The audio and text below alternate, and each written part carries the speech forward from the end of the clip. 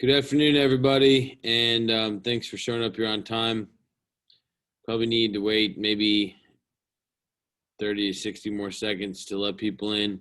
Not going to try to throw out too many instructions right away at the beginning because people tend to forget, but I'm going to try to champ this class, call it the hero class, where we go over a lot of information.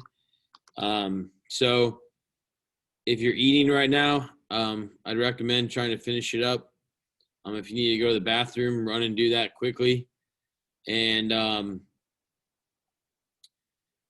however you like to take notes as an individual, make sure you are ready to do that because, like I said, this is a bit of an unusual day where I'm going to need to crank out quite a bit of information on different topics. So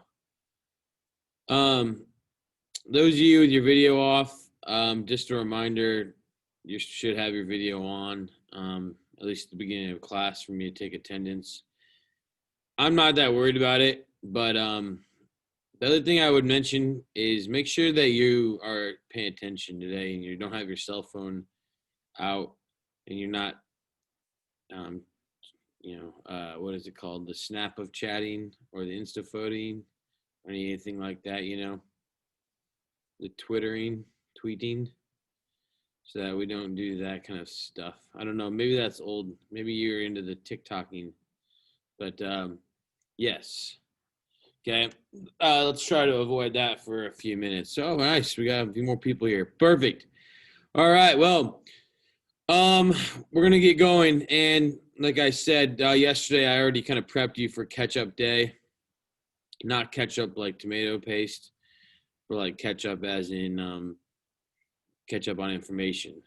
Now, that was kind of funny. I saw no chuckles. That's concerning. But, okay.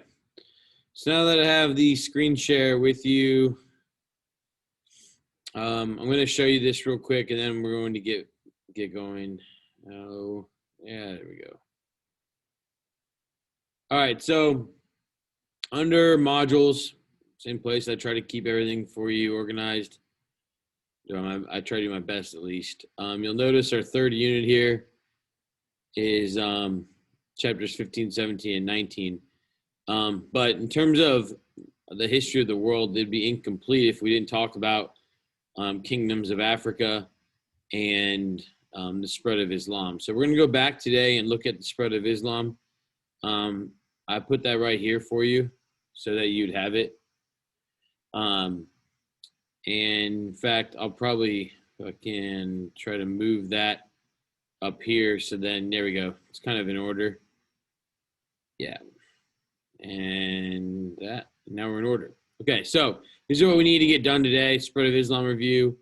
I'll try to get to some of the Mongols. We'll see. But then we need to, we're going to discuss African kingdoms a little bit. And you guys have a little bit of homework tonight. Not a ton, if we can get there. Okay.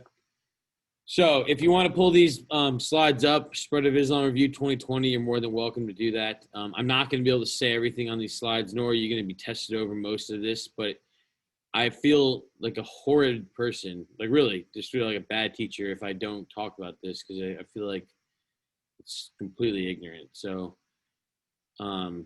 that's my duty to help you. Okay, and some of this will be on the AP test. And we need to be able to discuss it. So we're going to go back to go forwards. And so we can't talk about the Mongols destroying the Muslim caliphates until we know what caliphates are. So the Islamic world and the growth of religion. If you guys remember right, Islam was a small religion that was created in the desert of Saudi Arabia. How did it turn into a massive world religion that has over 1.5, 1.6 billion followers today? Pretty sizable chunk of the world. So that's what we're going to look at. All right. So Muhammad died in the year 632, the Prophet Muhammad. And this was an issue because Muhammad was the religious leader of the religion, because he was also the political and military leader as well. And so that being said, whoever replaced him would have to be not just a good warrior, but they also had to have political tact, and they need to be, well versed in the history of these tribes in order to make sure that they kept everything together. And so you had a bit of a dispute. This dispute still lasts to this day. Okay. So here's an Arabic painting, and there was a legend that Muhammad had selected his 7-year-old relative bloodline. Okay, that's kind of important. Ali. And there's still people to this day, followers of Islam, that think that Ali was chosen, even though he was 7 years old, to be the next leader. Okay? Those people today are called Shiites. S-H-I apostrophe T-E-S. I don't. It says like S-H-I apostrophe I-T-E-S. I've got it spelled on here in a second. But those people believe that Ali was the rightful heir because he was in the same bloodline as Muhammad. All right? What actually happened, though, was his guy who married his daughter. So his son-in-law, best friend, and basically top general Abu Bakr was actually chosen to be Muhammad's father-in-law. I knew there was something there. But anyways, he wasn't of blood lineage to Muhammad, but he was a very good general and one of his first most loyal followers. And had gone to Medina with him on the Hijrah and come back to Mecca with him. And so he was chosen, okay, by the group of Islamic believers in and around Mecca. That title that he took then was, again, if you see this word on the screen on the last of these words, called a caliph. The caliph was the leader of the religion and of the government. Interpreted law was the final place of any type of dispute. Okay, the issue was he was not part of Muhammad's family. So those who believed that Abu Bakr and the first rightfully guided caliphs were the correct ones, those are called Sunnis. Okay, Sunni Muslims. And I don't have it on this slide. I have it on one that's previous, if you looked maybe 2-3 weeks ago. But Sunnis today make up the way dominant followers of Islam. Okay, off the top of my head, the quote, I don't know the numbers exactly, but something around like 90-10, even maybe more than that. The majority of Shiites today are in which modern day country? Does anyone know? I'm sure someone in this class knows. The people that followed Ali, the Shiites, are in one country today. Which country? Get a hand raise maybe or something? All right, if I'll give you about 5 more seconds. If you don't guess, I'm going to give it to you because I think you'll understand. First letter starts with an I. The next 3 letters spell the word ran. Iran. Oh, I get it. Yes. Yeah. So majority of Shiites are in Iran or Iran. And if you guys know, the tension between the United States and Iran is quite thick. And so Shiites are a little more conservative, or much more conservative than Sunnis. All right. Following on here then. You have massive growth in the Umayyad Caliphate, or the Umayyad dynasty. I like to use the word caliphate. And so during this time, the religion became much more worldly and much less Arabic. They moved the capital, the political capital, to Damascus, which is in Syria. They took Mecca still to this day is the religious capital, but they moved the capital to Damascus. It helped them with trade. People were encouraged to convert, but not really, because the way that Arab warriors got paid was by basically taking goods from the people that they conquered. And so if they didn't convert people, they got to collect a higher tax from them called the jizya. And so not as many people converted between 661 and 750 CE, but still a massive spread. And I'll show you that in a second. All right. You guys can see on the map here, don't worry about the words on the left right now, but you guys can see how much it spread with it in less than 100 years. Okay. The purple is the Byzantine Empire, and you can see how the Muslims started to inch away at the Byzantine Empire, how they spread into parts of Italy, and we're at the footsteps of Paris. I told you guys that earlier at the Battle of Tours. Okay, the Byzantine Empire was one of their biggest rivals. And again, they were stopped in Paris by Charles Martel. We talked about that 2 weeks ago or so. And then they would control Spain. The Muslims and really the Umayyad family would control Spain until 1491. It's kind of a big deal. All right, so some of the cool successes. In Jerusalem, their control of Jerusalem, they built the Dome of the Rock. And maybe you've seen this before, but it was built on the original site of the Jewish temple. Also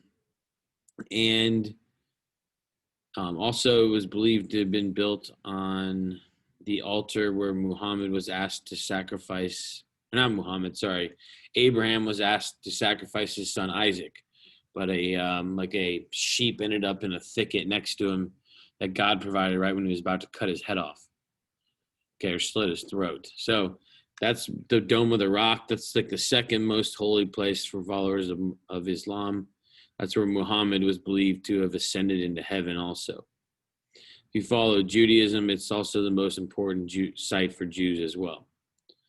All right, so massive expansion, obviously. Some issues, though, is this whole split between Shiite and Sunni never was decided upon, never was figured out. They continued to quarrel.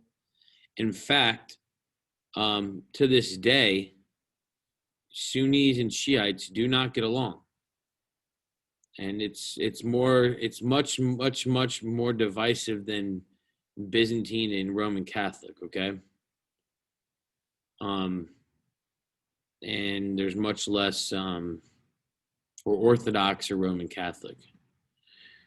All right, so one of the other things then is, how does overexpansion lead to overextension? I think you guys know this. It's the whole rule of empires.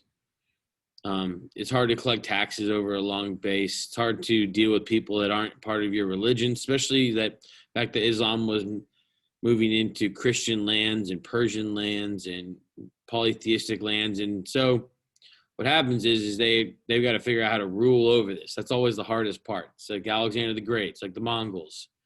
All right, what do you do when you take it over? You know? So you got a civil war and a group of Persians and Shiites. Basically, this is a crazy story. I don't think I had you read it, but they get together and they call what's called a reconciliation banquet. And that's where all remaining family members of the Umayyad had their heads cut off, except for the family that fled to Spain and ruled Spain until the late 1400s. Okay. And so that would usher in what's known as the Abbasid Caliphate. Here you can see 2 B's, 1 S. I've misspelled it 100 times or more in my life. But the Abbasid Caliphate, kind of important because this is the one that the Mongols will destroy.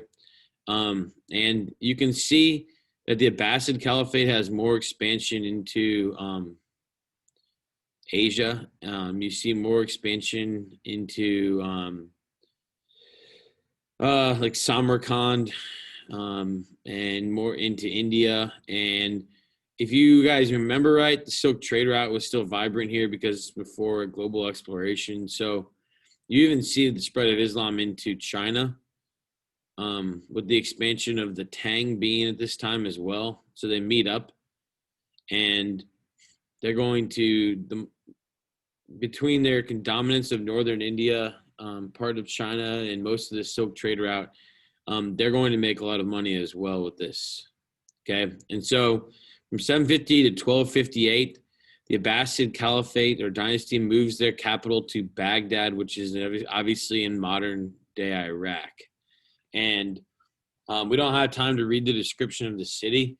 If we were here and we had 50 minutes every day, we'd read the description. It was a city with a river going through it. And they had open air markets. They had gates that kind of protected what boats could come in and out of the city. There were traders from all over the world, huge markets, massive, massive palaces for the upper class. And if anyone's ever heard of the movie Aladdin or the book 1001 Nights, Arabian Nights, that the book is made after the fictitious book and movie are a depiction of the city of Baghdad during the reign of the Abbasid Caliphate. Okay, so hopefully that helps you guys with a little imagery. One of the reasons why they were so successful was trade, and them being in the middle of this massive trading that stretched. And if you read about last night, the spread of Islam into Africa with the African kingdoms of Ghana, Mali, and Songhai, they were the center of trade between China and West Africa. That's a long way, and they're able to get a lot of the technology that is moving back and forth. They made advancements in medicine. They took a lot Arabic numerals, or actually Indian numerals, that moved over to the Middle East at this time. They preserved a lot of the Greek works at the Library of Alexandria, and they didn't dismiss Greek writings, even though the Greeks were Byzantine. And so we talked about scholasticism just a little bit, and how that came back to Europe during or after the Crusades. That was because of the Arabs who kept those works by translating them into Arabic. Other things then, obviously we've already talked about the Crusades and how Europeans get a lot of credit for it, but it was the Muslims and the Jews that had to take on this group of people just randomly marching into their land trying to take it. It actually ended up strengthening the Muslims until the Mongols showed up. All right. They allowed other religions to exist, and you had to pay what will be later called the millet, which basically is just you paid a tax if you didn't convert. If you converted, you only had to pay what was called the zakat. If you remember right, that's one of the 5 pillars, and that's 2.5% of your income. Okay. But because of their flexibility and the fact that they didn't force conversion, they made quite a bit of money to uphold a large dynasty. At the same time, they had way more conversion than under, much more conversion under the Abbasid Caliphate than under the Umayyad Caliphate, because now they were going to collect taxes instead of just going and pillaging and taking land and keeping it. Converts were called Mawali. You don't really need to know that, but if you were not originally Arab but you converted, you were close to considered equal, but not totally equal. All right. One of the ways that Islam then spread to India, really Indonesia. I don't know if you guys know this, but Indonesia is the largest Muslim country in the world today. Has the most followers of Islam, and Indonesia is not even anywhere close to Mecca. That's because missionaries known as Sufis spread it to Indonesia, and then down into East Africa, and then eventually down in, with the trade routes to West Africa as well during the Abbasid Caliphate. All right. One thing that we got to mention is women lost a lot of their rights and a lot of their ability to function.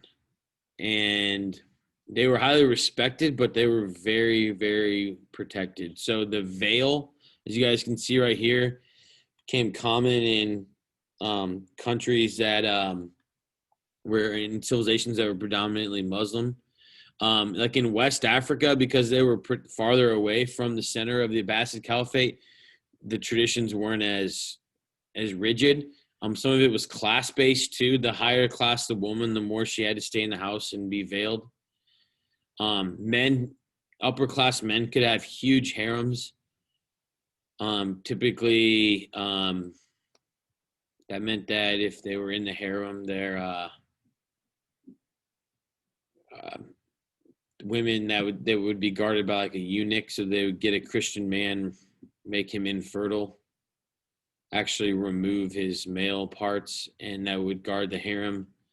And then they couldn't enter the house. The man could just go into the harem and engage in different activities that he would engage in.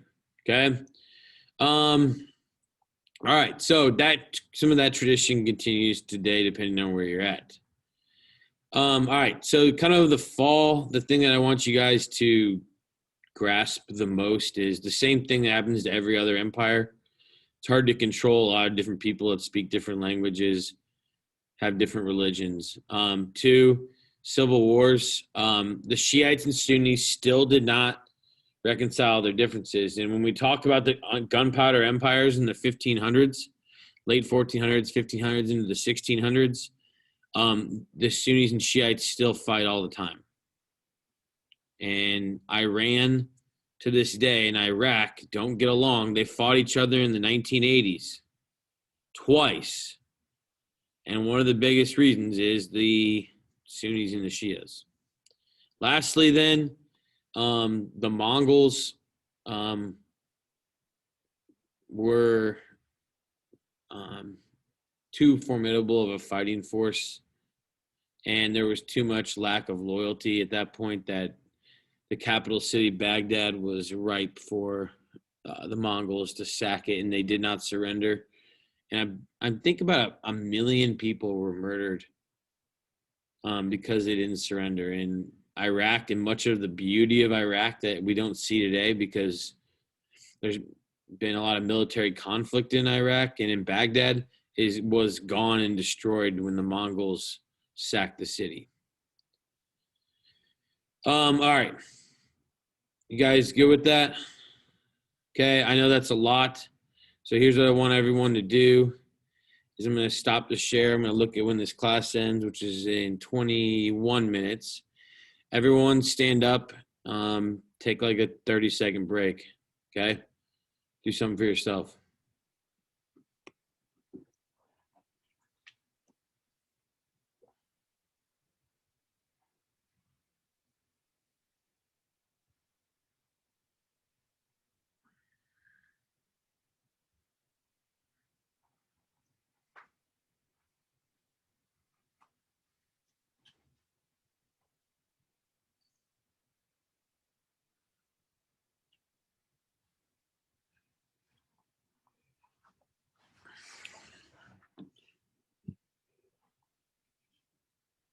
All right. We're going to bring it back then. So I've got one activity for you guys to do tonight over the African kingdoms and basically how they changed with the coming of Islam. But we're going to jump into the Mongols now, and I'm going to leave you guys tonight to kind of analyze the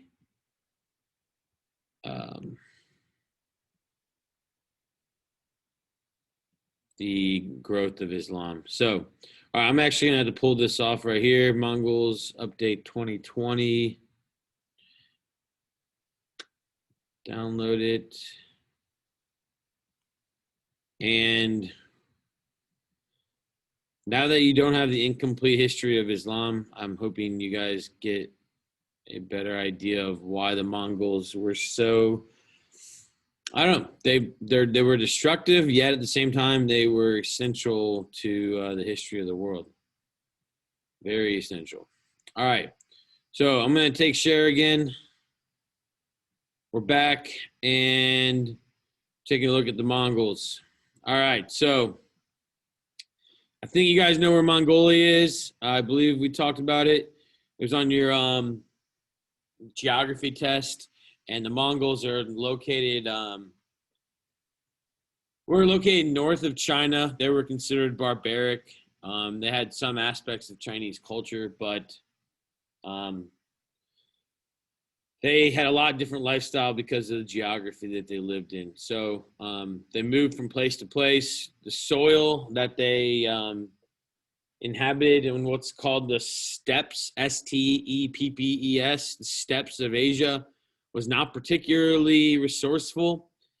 And they lived in large tents called yurts. Last year, I had 3 kids that had stayed in a yurt before, 2 of them in Mongolia. I don't know if I have anybody this year.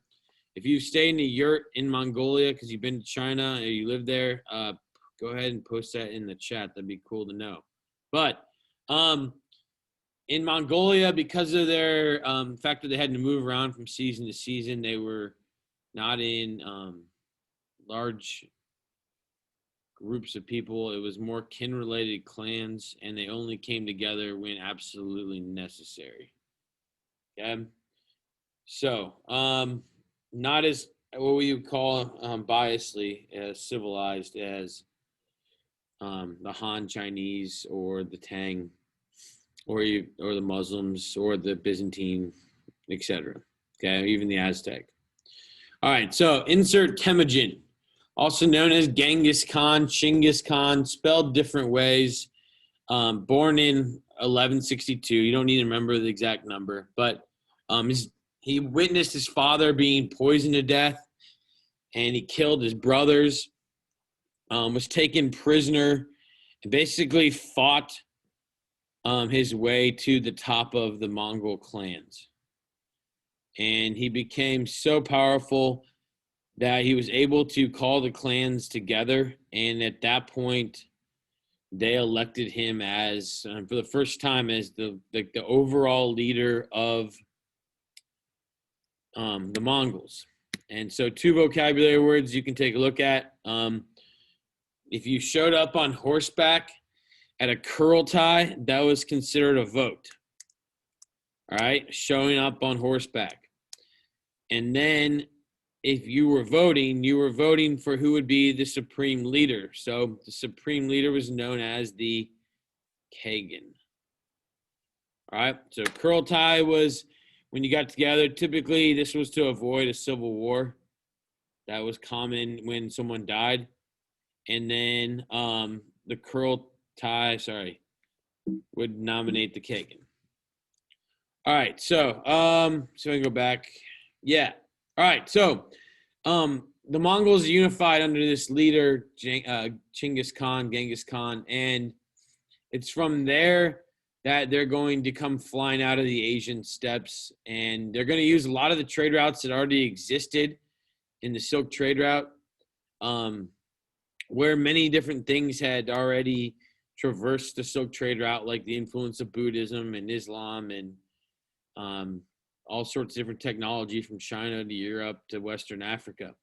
Okay, but the Mongols, because of their resourcefulness, because of their discipline, and because of their lifestyle, were basically at this time, the end of 1200s, early 1300s, were the right medicine, the right recipe to wreak havoc on these cities, kind of like the Huns were at the end of the Classic Age, close, between 400 and 600 CE. And so the Mongols had weapons, lances, hatchets, iron maces, and short bows. Okay, their short bows, they could fire while riding a horse. They didn't use stirrups on their horse, which meant that they were basically riding on feel, and they could shoot them 400 yards. So they could hit, a pumpkin from 400 yards away while riding on a horse. I don't know about you, but I don't want to be facing off against anybody in battle who can hit a pumpkin from 4 football fields away while riding a horse at the same time, and possibly carrying an iron mace, a hatchet, or a lance to hit me over the head while he's on said horse. That sounds painful.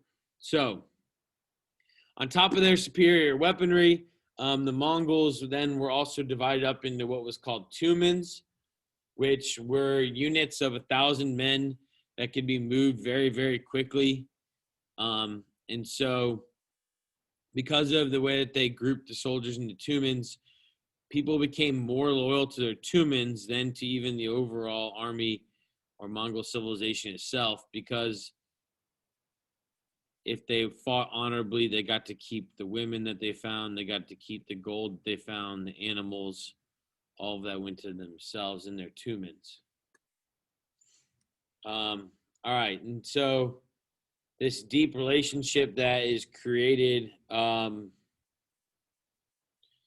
basically means that these warriors have a lifelong bond, and their lifestyle becomes that of fighting and really not that of settling in one place like other civilizations and we've talked about.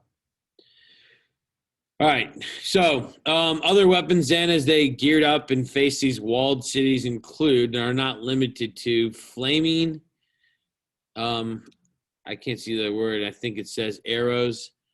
So they famously took gunpowder from China and then used it as a means to make the first like projectiles that were more useful in war than the Chinese projectiles. That's going to lead to the development of cannons, which is going to drastically change how war is conducted. They also had a unique way of encroaching civilizations and cities.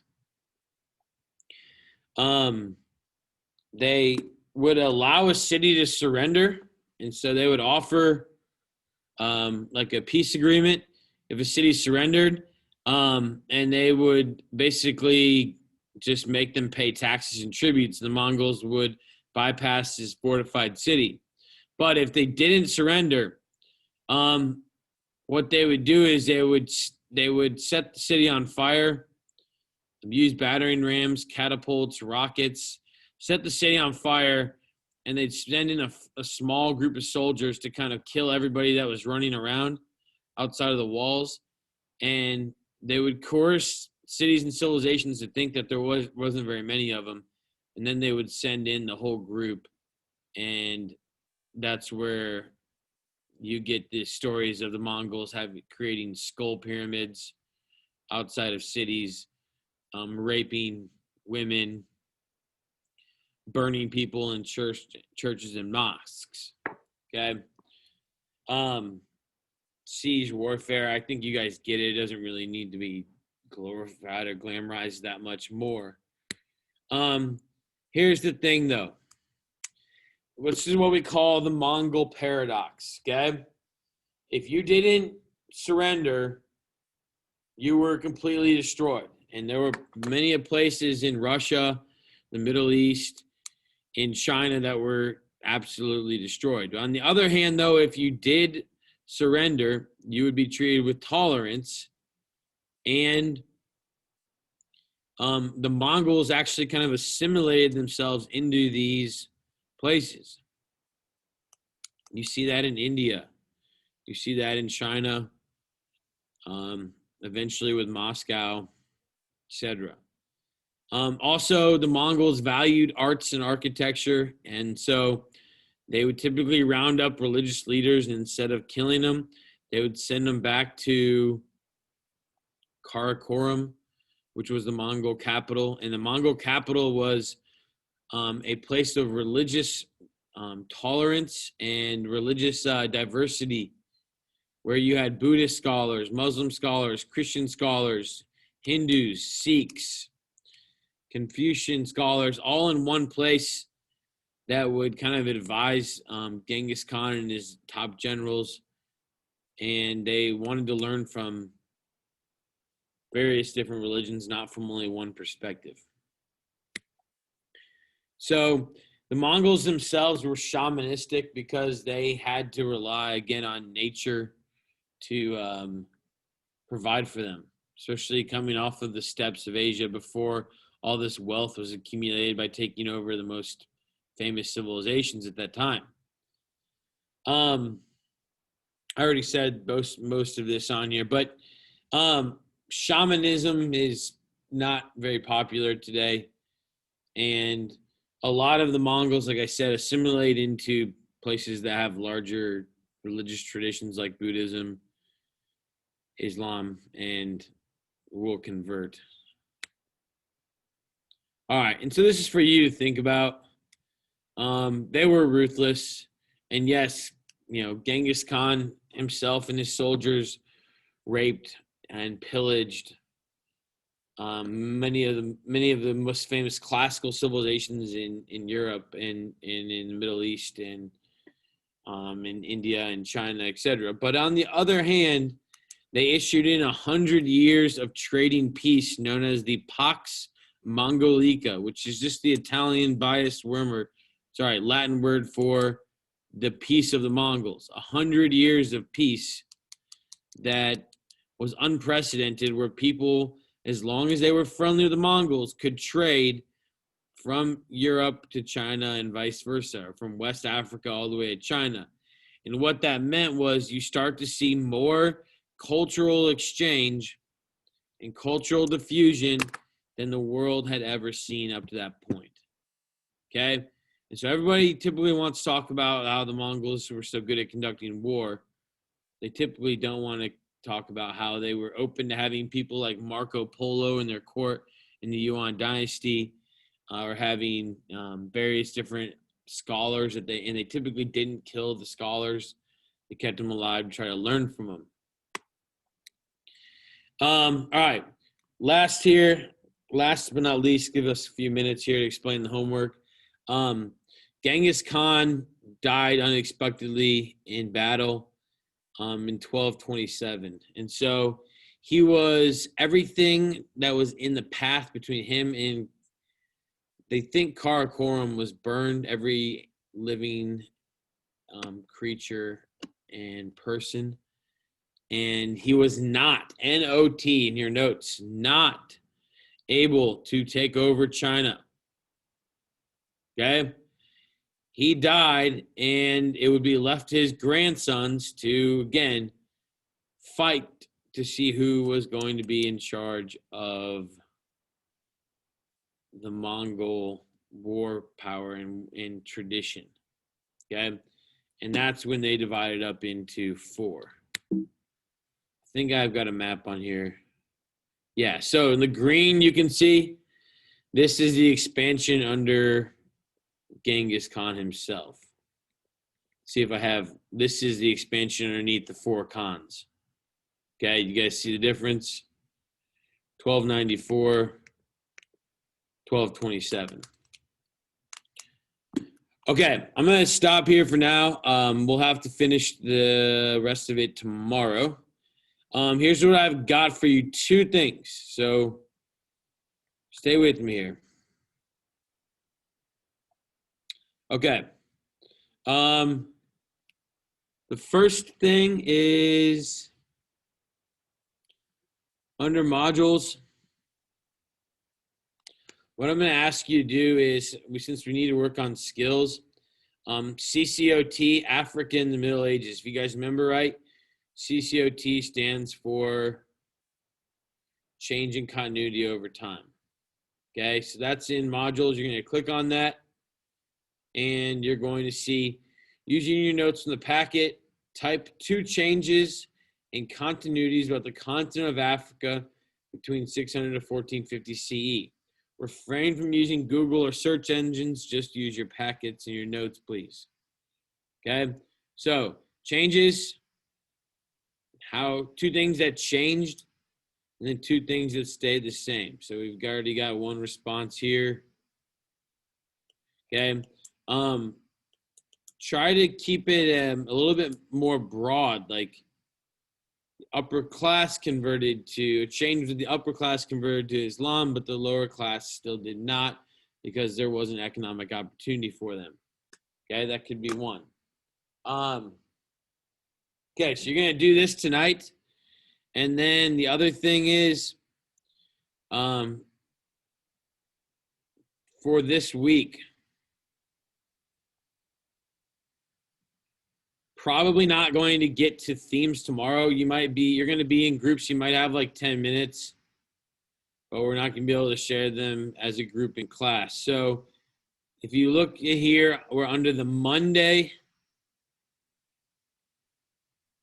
column. That's going to be the theme that you are assigned to for tomorrow, the Monday column. Then we are reversing the numbers for our discussion on Friday. On the left-hand side where you see number here, so Stanley is 2, Kim is 3. We flip. Even numbers are the inside this week. Odd numbers are the outside this week. Okay, and then here's the page numbers for next Monday, just so they're on there. If you want to take a picture of it, or if you want to look at them.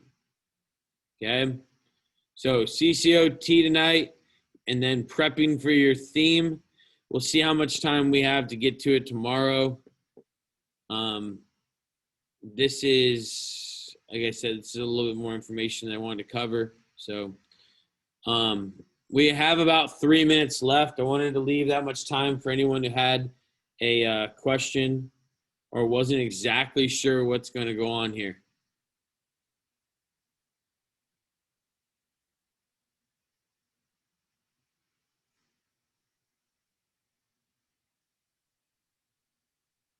If you don't have a question, you're free to exit. Take 2 minutes extra to do what you need to do.